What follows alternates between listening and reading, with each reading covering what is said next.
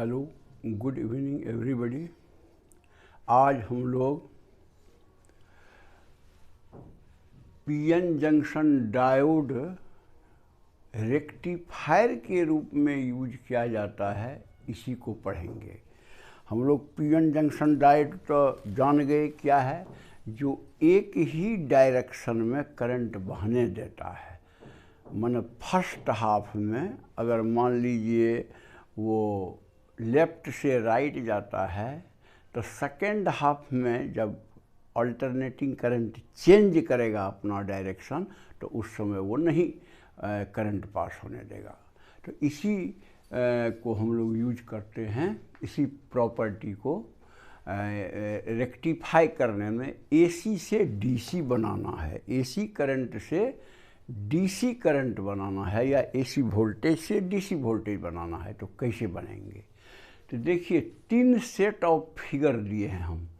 Figure 1 ये circuit है, ये इनपुट वोल्टेज या करंट जो भी समझिए, यहाँ हमने वोल्टेज लिखा है इनपुट वाला, माने ई जो है लागू होगा, वो साइनसॉइडल वोल्टेज होता है V0 sin omega t plus phi, जो आपने अल्टरनेटिंग करंट में पढ़ा है। अच्छा, और ये है रेक्टिफाइड वोल्टेज। फिर दूसरा वह है, देखिए इसमें एक डायोड लगा था, इसमें 2 डायोड लगा हुआ है, ये वही इनपुट वोल्टेज है और इस बार रेक्टिफाई होके ऐसा हो गया। और तीसरा है कि इसमें एक देखिए कैपेसिटर इस तरह से लगा दिया गया है। रेक्टिफाइड वोल्टेज मान लीजिए रेक्टिफायर से निकला तो उसके बाद कैपेसिटर एक ठो पैरेलल में लोड रेजिस्टेंस RL के साथ लगा दिया है और हम लोगों को एकदम कांस्टेंट वैल्यू का एसटीडी वैल्यू का वोल्टेज या करंट मिलता है। तो यही तीनों फोटो है। तो अब मैं शुरू करता हूँ कि रेक्टिफायर का काम क्या है। लिखा है a rectifier is a device to convert AC voltage और करंट इनटू डीसी वोल्टेज और करंट, यही रेक्टिफायर का काम है। तो देखिए, सबसे पहले ये मान लीजिए कि एसी सोर्स है, V = V0 sin omega t plus phi है। तो आप जानते हैं कि ये तो एसी मतलब वोल्टेज है। तो एसी वोल्टेज का सोर्स मान लीजिए ट्रांसफार्मर है, ये मान लीजिए ट्रांसफार्मर है। अच्छा, और लोड हमारा ये R है। इसमें एक अगर हम डायोड लगा देते हैं तो देखिए क्या होता है। मान लीजिए शुरू में A हुआ पॉजिटिव, हाफ साइकिल में A पॉजिटिव और B उस समय हो जाएगा निगेटिव। तो जब A का वोल्टेज ज़्यादा होगा B साइड के वोल्टेज से, तो डायोड D जो है वो फॉरवर्ड बायस हो जाएगा और फॉरवर्ड बायस होगा तो यानी करंट बहना शुरू करेगा इस हो करके, रेजिस्टेंस हो करके। यानी ये आपको यहाँ से उठ करके यहाँ तक पहुँचा। लेकिन ये तो हाफ साइकिल की बात हुई कि ये हाई वोल्टेज पर होगा, ये लो वोल्टेज पर। नेक्स्ट हाफ साइकिल में ये हो जाएगा, एसी में तो यही होता है, ये नेक्स्ट हाफ साइकिल में B हो जाएगा हाइयर पोटेंशियल पर A से। तो उस समय क्या होगा, अब इधर से करंट बहना शुरू होगा। तो मान लीजिए इधर से करंट चला, लेकिन डायोड जो मिल गया वो रिवर्स बायस हो गया, वो करंट को जाने ही नहीं देगा। कहने का मतलब इस डायरेक्शन में करंट नहीं बहेगा, नहीं बहेगा। तो इसका मतलब इस पोर्शन में करंट बहा और उल्टा रिवर्स पोर्शन में जब B हाई वोल्टेज पर हुआ तो करंट नहीं बहा। फिर ये दूसरा साइकिल का फर्स्ट हाफ में करंट बहा, फिर सेकंड हाफ में नहीं बढ़ा, करंट फ्लो किया। तो इसका मतलब इस तरह का रेक्टिफाइड वोल्टेज हमको आएगा। आधा आपको ठीक है इस डायरेक्शन का है, आधा तो ये 0 हो गया, ई पोर्शन वाला, अब फिर वो हो गया। तो इस टाइप का हमको मतलब जो पल्स आएगा, तो उस टाइप का पल्स तो हमको चाहिए नहीं, हमको तो एकदम कांस्टेंट करंट चाहिए या वोल्टेज चाहिए। तो अब देखिए ये दूसरा में व्यवस्था क्या किया है फिगर में, कि रेजिस्टेंस को कनेक्ट कर दिया एक सेंटर मतलब जो इसका एक सेंटर पॉइंट भी रहता है ट्रांसफार्मर में, उससे कनेक्ट कर दिया और दो डायोड लगा दिया इस बार D1 D2। तो देखिए अब ये कैसे काम करता है। इस मतलब जो जब करंट माने ये हाई वोल्टेज पर है तो करंट ऐसे बहेगा, और यहाँ जब आएगा तो करंट इधर नहीं आएगा। इधर क्यों नहीं आएगा कि रिवर्स बायस हो गया। तब ये हाई वोल्टेज है, लो वोल्टेज है, यानी इस साइड वोल्टेज ज़्यादा है, इस साइड वोल्टेज कम है, तो ये रिवर्स बायस है, लेकिन ये फॉरवर्ड बायस है। तो करंट क्या होगा देखिए ठीक से समझिए। करंट जो है ऐसे करके ई रेजिस्टेंस में ई से सी की डायरेक्शन में बहेगा, इधर करंट नहीं आएगा क्योंकि उस समय D2 रिवर्स बायस है। ये हाफ साइकिल की बात है, माने यहाँ से यहाँ तक में जो इनपुट वोल्टेज है, इनपुट माने इसके द्वारा जो इनपुट है वो ऐसा एक ठो हमारा आउटपुट वोल्टेज दिया, ये एक ठो। अब क्या होता है कि नेक्स्ट हाफ साइकिल में B हो जाएगा हाई वोल्टेज पर, A हो जाएगा लो वोल्टेज पर, बीच वाला C बीच का वोल्टेज रहेगा। तो कहने का मतलब अब ये डायोड हो गया फॉरवर्ड बायस, हाई वोल्टेज पर B जब आया तो ई डायोड हो गया फॉरवर्ड बायस, और ऊ डायोड हो गया उसी तरह रिवर्स बायस। तो उस होके करंट नहीं बहेगा। कहने का मतलब हाई पोटेंशियल होने के कारण करंट फिर जो है ये फॉरवर्ड बायस है, करंट पास करेगा, ई से होकर के सी की ओर चला जाएगा, तो उधर करंट नहीं जाएगा। तो कहने का मतलब ये हुआ कि एक साइकिल का दोनों हाफ, माने ये जो है एक साइकिल का प्लस वाला माइनस वाला इनपुट है, लेकिन हमको जो है एक ही डायरेक्शन में दोनों हाफ में करंट ई से सी की ओर या वोल्टेज हाई ई से सी की ओर हो रहा है। तो इसलिए एक ही डायरेक्शन में हमको उसका मिलेगा। यहाँ से यहाँ दो गोला देख लीजिए, इसका एक गोला ये, इसका भी गोला ये, क्योंकि डायरेक्शन तो इसका भी वही है, माने ई से सी की ओर। जब हमारा हाफ साइकिल में B चला गया था हाई वोल्टेज पर, A चला गया था लो वोल्टेज पर। तो ये देखिए, तो इसको कहते हैं हाफ वेव रेक्टिफायर, क्योंकि हाफे वेव को रेक्टिफाई करता है। मान लीजिए ऊपर वाला को, ये नीचे वाला को नहीं करता है, क्योंकि उस समय में ये हो जाता है रिवर्स बायस। इसमें वो व्यवस्था किया गया है कि हाफ में भी होगा जो डायरेक्शन में, नेक्स्ट हाफ फर्स्ट हाफ में जो डायरेक्शन में करंट बहेगा ई से सी, सेकेंड हाफ में भी करंट बहेगा ई से सी, यानी एक ही डायरेक्शन में। इसलिए पूरा एक साइकिल का यानी ई भी इस बार ऊपर ही हो जाएगा। यही तक सोचिए। तो कहने का मतलब इसी तरह फिर दूसरा ये साइकिल में होगा, तीसरा में होगा, यानी ऐसे ही आपको सब एक डायरेक्शन यूनी डायरेक्शनल करंट या वोल्टेज आपको मिलेगा।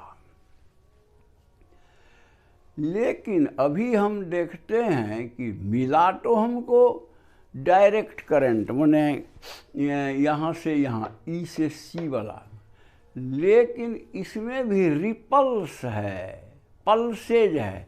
कहने का मतलब एक ही डायरेक्शन में करंट बहेगा, लेकिन वो घट बढ़ होगा, क्योंकि आप देख लीजिए फोटो, यहाँ से बढ़ेगा फिर घटेगा, फिर बढ़ेगा फिर घटेगा, फिर बढ़ेगा फिर घटेगा, लेकिन डायरेक्शन एक ही में बहेगा।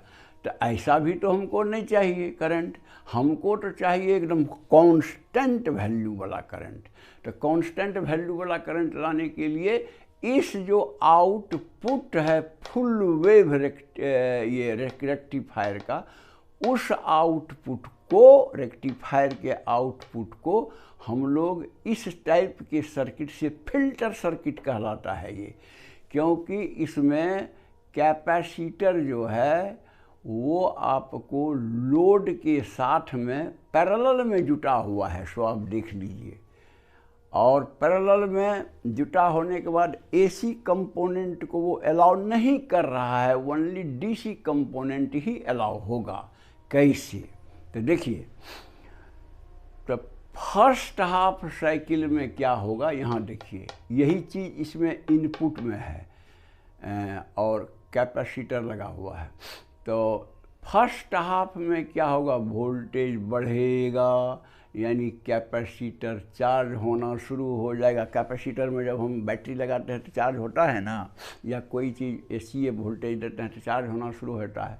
लेकिन चूँकि उसमें जब चार्ज हो जाएगा, यहाँ पहुँच जाएगा, तब देखिए फिर वोल्टेज डाउन होना शुरू होगा। तो चूँकि रेजिस्टर लगा हुआ है, अगर रेजिस्टर नहीं रहता है तो capacitor full voltage, peak voltage तक चार्ज हो करके वो चार्ज हो गया, लाइन कट गया, वो पूरा चार्ज है। लेकिन अगर उस सर्किट के साथ में रेजिस्टर लगा हुआ है तो रेजिस्टर के थ्रू वो फिर डिस्चार्ज होना शुरू होगा। तो कहने का मतलब रेजिस्टर लगा हुआ तो डिस्चार्ज भी होना शुरू होगा। लेकिन तब तक आपको दूसरा साइकिल माने हाफ साइकिल जो फिर वोल्टेज रेज करना शुरू करेगा। देखिए, तो जब वोल्टेज फिर रेज करेगा तो उस समय में उसका जो है टेंडेंसी वोल्टेज डाउन होने का डिस्चार्ज के कारण, वो रेट डिपेंड करता है टाइम कांस्टेंट पर, कैपेसिटर सर्किट के टाइम कांस्टेंट पर। ठीक से समझिए, जब वोल्टेज डाउन होना शुरू होगा, क्यों डाउन होना शुरू होगा, तो चूँकि रेजिस्टेंस लगा हुआ है तो उस हो करके डिस्चार्ज होगा। रेजिस्टेंस में तो जाने के बाद में धीरे धीरे फिर वोल्टेज कम होगा। तो कम जब तक में होगा तब तक में क्या है, वो हाफ साइकिल पहुंच जाता है, और ये हाफ साइकिल पहुंच जाने के कारण वोल्टेज को करीब करीब वही पिक वोल्टेज पर रख देता है। क्यों? इसलिए कि कैपेसिटर का जो डिस्चार्जिंग वाला टाइम कांस्टेंट है, मतलब वो टाइम कांस्टेंट बहुत ज़्यादा है, यानी बहुत ज़्यादा टाइम लगता है डिस्चार्ज होने में। तो टाइम कांस्टेंट का फार्मूला यहाँ पर है दिया हुआ है, tau is equal to RC। मैंने RC सर्किट में टाइम कांस्टेंट टाउ बराबर होता है RC।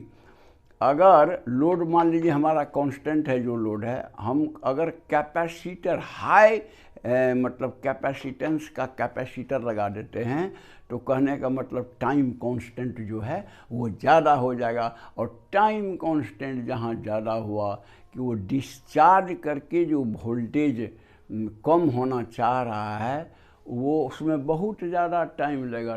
तब तक आपको नेक्स्ट हाफ का वोल्टेज आ जाएगा और वो फिर उसको बढ़ाना शुरू कर देगा।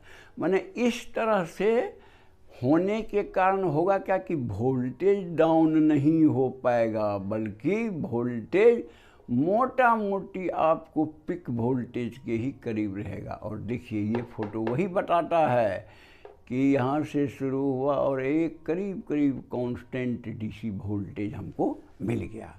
तो ये जो कैपेसिटर का सर्किट हम लगाते हैं वो फिल्टर का काम करता है, इसीलिए वो बात को मैंने यहाँ लिख दिया है, ये इम्पॉर्टेंट है, इसको भी याद रखिएगा।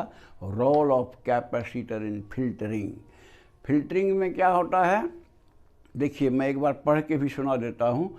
When the voltage across the capacitor is rising it gets charge. जैसे मान लीजिए ये वोल्टेज राइज किया तो चार्ज होगा, पिक पर जाएगा तो पिक चार्ज हो जाएगा मान लीजिए। तो वही कहता है when the voltage across the capacitor is rising, बढ़ रहा है, it gets charge, but due to presence of load resistance के प्रेजेंस के कारण इट स्टार्ट्स डिस्चार्जिंग ऑल्सो। क्योंकि जब ये रेजिस्टेंस रहेगा तो उसको के करंट बहेगा, वोल्टेज डाउन होना शुरू हो जाएगा, डिस्चार्ज होना शुरू हो जाएगा। इन द नेक्स्ट, ये हुआ आपको फर्स्ट हाफ साइकिल में, उसी में आधा नेक्स्ट बचा हुआ है cycle. In the next half cycle of rectified output, माने उसका नेक्स्ट हाफ माने ये वाला गोला बीच वाला ने, हाँ, rectified output, it again gets charge to peak value, फिर ये सेकेंड में पिक वैल्यू पर चार्ज होगा value. The rate of fall of voltage across capacitor depends on time constant tau is equal to R C. तो to make tau large, time constant को बड़ा करना है ताकि धीरे धीरे वोल्टेज डाउन हो, बहुत टाइम लगे, मतलब to make time constant tau large, C is kept large. Tau ज़्यादा होने के लिए यहाँ पर देखिए ना, सी बड़ा होगा तब ना टाउ बड़ा होगा, C is kept large, so output voltage obtained is nearer to the peak voltage and hence we get a steady DC output voltage या करंट। तो फिल्टर सर्किट में कैपेसिटर कैसे काम करता है, ये चीज़ भी आपको समझना है, इम्पोर्टेंट है। और एक चीज़ और जान लीजिए, कैपेसिटर के बदले इंडक्टर भी हम दे सकते हैं, लेकिन इंडक्टर जब देंगे तो पैरेलल में लोड से नहीं लगाएंगे, रोड रेजिस्टेंस से, बल्कि उसके साथ सीरीज में लगा देंगे तो यही काम करेगा जो कैपेसिटर फिल्टर का काम कर रहा है। तो इस तरह से आपने देखा कि एक कैपेसिटर वाला फिल्टर सर्किट लगाने से कैसे हम लोग डीसी वोल्टेज प्राप्त करते हैं, यानी डीसी वोल्टेज या करंट ऑफ कांस्टेंट वैल्यू। तो मैं समझता हूँ बात क्लियर हो गई होगी, और अगर पसंद है तो आप उसे लाइक कर देंगे, जो सब्सक्राइब नहीं किए हैं सब्सक्राइब करके बेल बजा देंगे, ताकि आगे सब वीडियो आपको जाता रहेगा और आपकी स्टडी कंटिन्यूड रहेगी। दूसरे को अगर मदद करना है तो व्हाट्सएप या और जो भी तरीका है उस ढंग से आप उस वीडियो को भेज दीजिए, उसका भी स्टडी चलता रहेगा। That's all, thank you.